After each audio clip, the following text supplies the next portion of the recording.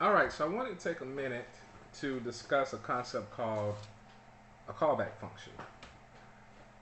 This is related to the concept that we just discussed, which is event-driven programming. So I wanted to take a little bit further because I realized that some of you may not really understand this concept, and it's a very important concept to making our code function asynchronous. So let's have that conversation real quick. So as you learned in the last video, JavaScript is what we call a synchronous language, meaning that it executes sequentially. So if I have a call, each call is executed, or each line or statement is executed right after the other. So 3 lines of code, 1, 2, 3, 1, 2, 3 will get executed. Now what happens is if 2 or 1 has to reach out to another system or database or slow memory, then it takes a while for that call to be done, which means that all the subsequent calls 2 and 3 need to wait until 1 is completed in order for them to execute.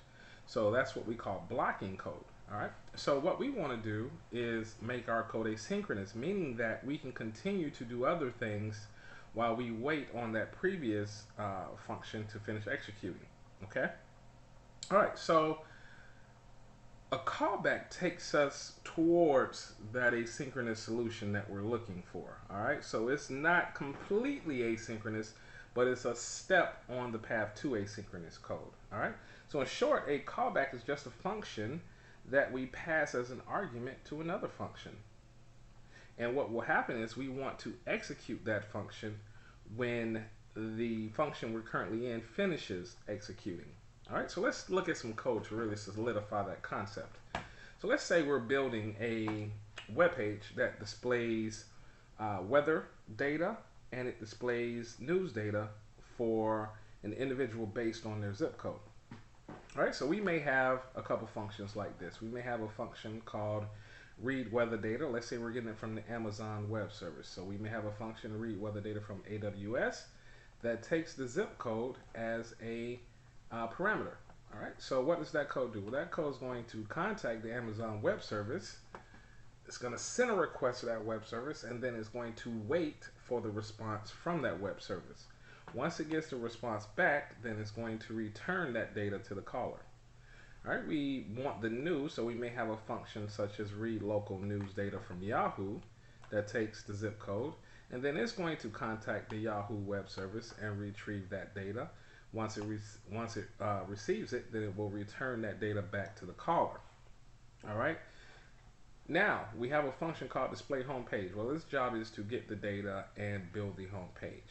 So it has 2 widgets on there. One widget to display the weather data, one widget to display the news data. Okay. So here's our call to the read weather data, passing it our zip code, and here's the call to the news data, passing it our zip code. So notice that we have to wait for read weather data to return before we can actually execute read local data from Yahoo. All right, so after we have the data for both of those, then we can finally display the weather widget and display the news widget. So obviously, if this takes a long time, then that means that our page will just sit there and hang while we're waiting for that data to be retrieved. All right, makes sense? All right, so what can we do towards fixing this problem or making our page more performant? All right, so what we can do is take advantage of callbacks. All right, so what we're going to do is we're going to modify this code a little bit. All right, so what we want to say is when we read the weather data from AWS, then display the weather widget. All right, so when we finish reading the weather data, then display the weather widget. Okay, so what we're going to do is we're going to take this out, and you can assume this is already a function. All right, but we're going to modify the read weather data from AWS, and we're going to make it take a second argument called a callback. All right, so it takes a second argument called a callback. All right, so there's our second argument. Now what we want to happen is, instead of returning this data, once this data is retrieved from Amazon, all right, let's just say data equals, right? All right, so we got the data. We'll just call it data. Let me just put a blank argument in here for now. All right, so let's say data contains the data returned from the Amazon Web Service. Well, once it finishes, we want to execute the callback, passing it that data. All right, so what we did was we added a second argument, and we called it callback, and it's going to be a function. We're saying once we retrieve the data, don't return it to the caller, go ahead and pass it to this callback function. Right now, this callback function could be anything, but read weather data from AWS does not care. It could be a function to validate the data. It could be a function to pass the data to another web service. It could be a function to display it. It could be a function to calculate some other value passed on it. Read weather data from AWS does not care. Right? All it cares about is, hey, this is what you want me to do when I have the data. Okay, cool. I'm going to call that function and I'm going to pass it the data. All right? So now that we've done that, let's do the same thing to read local news data. So we're going to pass it a callback argument. All right? So once it has this data, it's not going to return it. It's going to execute the callback and pass data to that callback. All right, we can get rid of those. You get the point. All right, so we have two functions now that take callbacks, and instead of returning their data, they execute the callback or pass it to the callback. So now we need to define what we want that data, or where we want that data to go after we call it back. All right, so let's pause for a minute. Let's say we had the call to the web service and we made it asynchronously, right? So we could call the web service and we could just return back and do anything. All right, same here. We could call this Yahoo service and we could return back and do anything. Well, here's the problem. All right, so read weather data executes, right? And then read local news data executes, right? But we have it's going to keep going because it's not blocked, right? So we're saying the code in there is not blocked, so we're going to keep going. So now we're going to get here to display weather data widget.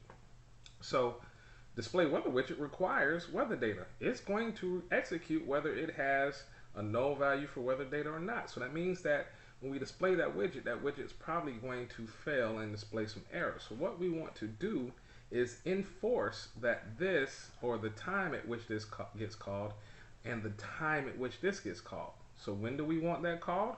Well, we want to display the weather widget only after we've retrieved the weather data. So now we know what function we're going to pass to that weather data function. So let's just say we wanted to use, we didn't have this function declared, right? So we would create or pass it a function explicitly, all right? All right.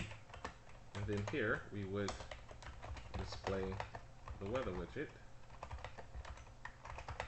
using the data. All right, so you should recognize this code from core JavaScript. What type of function is that? If you said an anonymous function, you're correct. It's just a function where we do not have any data. So this function, because we're passing it here as the argument, this function is going to be substituted for this callback.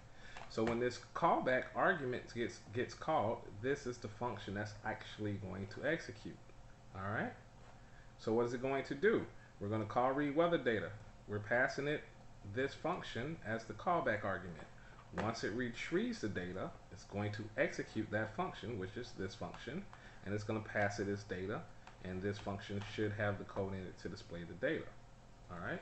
We would do the same thing here.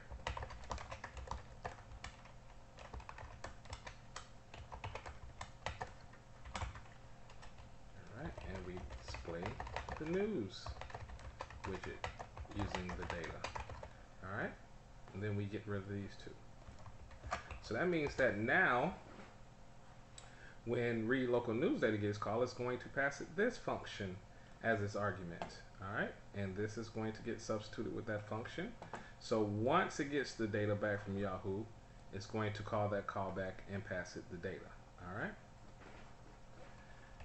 Now sometimes you will see the functions defined explicitly, such as, excuse me, we used a anonymous function there, but we could also define the function explicitly, and here we would just do this.